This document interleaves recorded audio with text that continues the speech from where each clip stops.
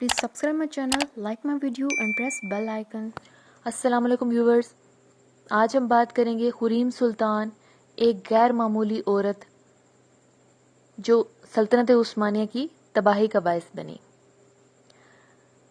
عثمانی ترکوں کی پہلی 2 صدیوں تک کاروبار مملکت پر مرد چھائے رہے.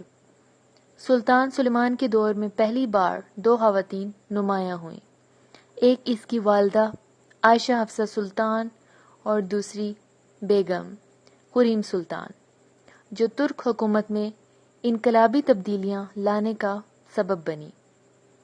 یہ خریم سلطان کی بدقسمتی ہے کہ اپنی شہرت کے باعث وہ مغربی مصنفین و مورخین کا محبوب موضوع بن گئی. انہوں نے پھر اس خاتون سے متعلق کچھ جھوٹے سچے قصے تخلیق کر ڈالے. اس طرح خریم سلطان کی اصل شخصیت کہانیوں میں کہیں گم ہو گئی. تاہم اس زمانے کی کتب سے بعض بنیادی معلومات ضرور ملتی ہیں.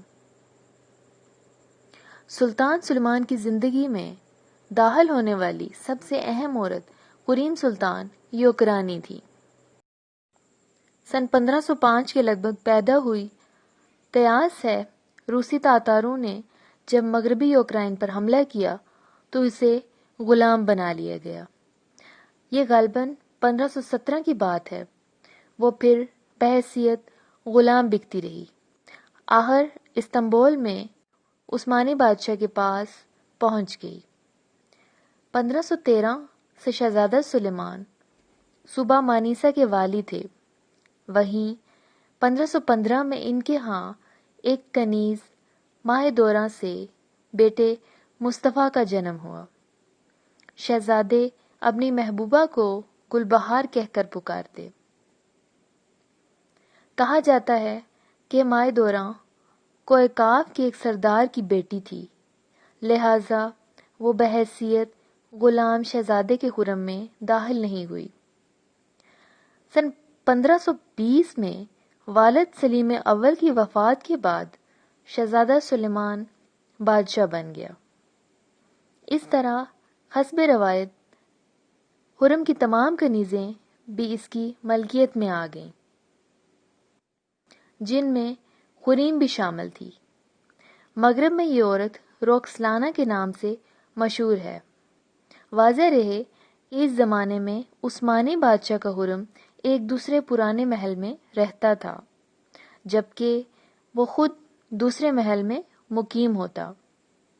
پرانے محل میں خرم کے سربراہ سلطان سلیمان کی والدہ عائشہ حفصہ سلطان تھیں. انہیں ہی عثمانی سلطنت میں پہلی والدہ سلطان ہونے کا اعزاز حاصل ہے، یعنی اس زمانے کی سپر پاور میں سب سے طاقتور عورت تھیں. اس کے بعد قوت کے لحاظ سے سلطان کی اس پہلی کنیز کا نمبر آتا ہے جس سے بیٹا پیدا ہوتا ہے. تو جب سلطان سلیمان تخت نشین ہوئے تو سلطنت میں والدہ سلطان کے بعد دوسری طاقتور عورت ماہ دوراں تھی. وہ اس کے بڑے بیٹے شہزادہ مصطفیٰ کی ماں تھی، مگر خریم سلطان کی آمد نے سب کچھ بدل ڈالا. مورخین لکھتے ہیں کہ خریم سلطان زیادہ خوبصورت تو نہ تھی، بلکہ سلطان اس کی ذہانت، حسن مزاح اور ہنسمکھ طبیعت سے متاثر ہوا. اس کے مسکرانے کے باعث ہی سلطان نے اسے خوش و خرم شادماں کہہ کر پکارنے لگا. بعد میں یہ لفظ ترکی میں بنتا بنتا حرم کہلایا، یعنی حریم، جو اصل نام کی بگڑی شکل ہے.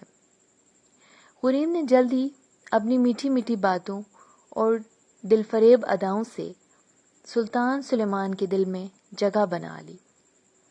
پھر 1521 میں اس نے ایک بیٹے محمد کو جنم دیا تو ایک دم سلطنت کی تیسری طاقتور عورت بن گئی. یوں خریم کے ہاں مزید 4 بچے پیدا ہوئے. یہ یقینی ہے کہ بیٹوں کی پیدائش کے بعد مائع دوراں اور خریم میں خانہ جنگی شروع ہو گئی، کیونکہ عثمانی سلطنت میں اصول تھا صرف بڑا بیٹا ہی باپ کی موت کے بعد نیا حکمران بنتا تھا اور وہ اپنے سارے بھائی قتل کروا دیتا۔ جب سلطان سلیمان اپنی پوری توجہ حریم کو دینے لگے تو مائع دورہ میں حسد کا جذبہ جاگ اٹھا، یہاں تک کہ دونوں طاقتور خواتین نے اپنے غلاموں کے ذریعے ایک دوسرے کو نقصان پہنچانے کی کوششیں بھی کیں، مگر والدہ سلطان نے ان کی لڑائی کو حد سے باہر نہ ہونے دیا۔ سلطان سلیمان نے شہزادہ مصطفیٰ کو صوبہ مانیسا کا والی بنا کر وہاں بھجوا دیا۔ یوں شہزادہ ولی عہد قرار پایا، کیونکہ روایتی طور پر وہی مانیسا کا والی بنتا تھا۔ ماہ دورہ بھی حسب روایت اسی کے سرپرست کی حیثیت سے اس کے ساتھ تھی۔ 1534 میں والدہ سلطان چل بسیں۔ اس کے بعد خریم کا جادو ایسا سر چڑھ کے بولا کہ اسی سال سلطان سلیمان نے اس سے شادی کر لی۔ اس طرح اس روایت کا خاتمہ ہوا کہ عثمانی سلطان اپنی کسی کنیز سے شادی نہیں کرتے تھے۔ اس سے پہلے سلطان نے خریم کو آزاد کر دیا، اور یہ بھی ایک انہونی بات تھی۔ ایک اور عجیب و غریب واقعہ یہ بھی ہوا کہ سلطان نے بقیہ کنیزوں سے قطع تعلق کر لیا اور صرف خریم کے پاس جانے لگا۔ خرم میں حریم سب سے زیادہ طاقتور عورت بن گئی، مگر اب اس میں یہ تمنا کروٹ لینے لگی کہ وہ سلطان کی بلا شرکت غیر مالک بن جائے۔ یہ تمنا پوری ہونے میں پہلی رکاوٹ وزیر اعظم ابراہیم پاشا تھا۔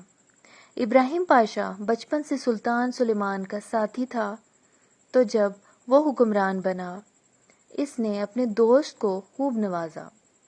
پہلے اس کو وزیر اعظم بنایا اور پھر اسے اپنی بہن ختیجہ کے ساتھ اس کی شادی کر دی۔ ابراہیم پاشا عثمانی سلطنت کا پہلا وزیر اعظم یا صدر اعظم تھا، اور اس نے اپنی ذمہ داریاں بڑی مہارت سے انجام دیں۔ ابراہیم پاشا ایک ذمہ دار اور قابل انسان تھا۔ کچھ عرصے میں ابراہیم پاشا سلطنت میں دوسرا طاقتور فرد بن گیا۔ عام خیال کیا جاتا ہے کہ خریم سلطان کو اس کے خلاف بھڑکانے لگی کہ ابراہیم پاشا بادشاہ بننے کی تمنا پال رہا ہے۔ اس طرح سلطان کے خاص آدمیوں نے ابراہیم پاشا کو مار ڈالا۔ قاتلوں کی زبانیں کاٹ دی گئیں اور کانوں کے پردے پھاڑ دیے گئے تاکہ وہ کچھ بول یا سن نہ سکیں۔ یہ خریم نے اپنے ایک بڑے دشمن کو مروا ڈالا، یہاں تک کہ ترک مورخین یہ بتانے سے قاصر ہیں کہ وزیر اعظم اصل میں کیوں قتل ہوا۔ ان کا خیال تھا کہ حد سے زیادہ طاقت پا کر ابراہیم خود کو قانون سے بالاتر سمجھنے لگا۔ تبھی سلطان کو یہ محسوس ہوا کہ اس کا اقتدار و طاقت خطرے میں ہے، اس لیے وزیر اعظم مار دیا گیا۔